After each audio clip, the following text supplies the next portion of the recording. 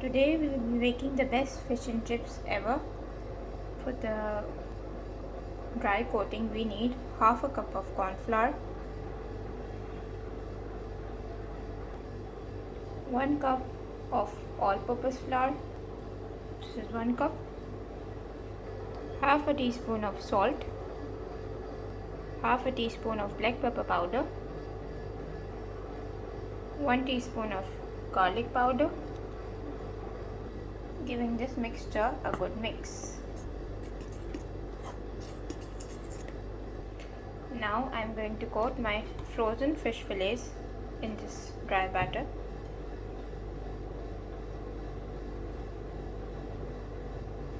Very evenly, like so. Dust off any excess. This is how it looks once all of it is done. Now we are going to make our wet batter from this remaining flour. Now for my wet mixture, I am going to add in half a teaspoon of red chili powder,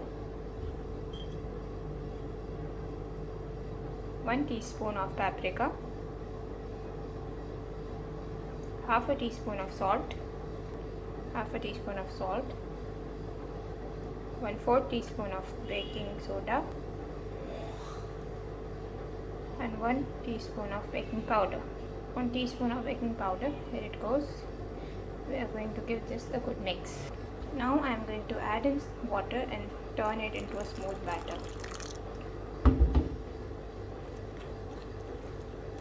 Gradually add in water. This mixture takes about 1 cup of water and you want it in this consistency. Not very runny, not very thick. This is how it is held on the back of my spoon. This is how it, when I run my finger. Just before frying our fish, we are going to add in our secret ingredient, which is white vinegar. 1 tablespoon of white vinegar. Give this batter a good stir. Dip our fish in this batter and fry them. You see, the batter is aerated now. My fish is frying. It will take about 5 minutes to fry completely.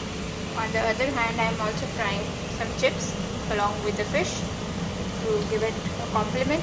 You can see the recipe for the chips in the description below. This is our final look.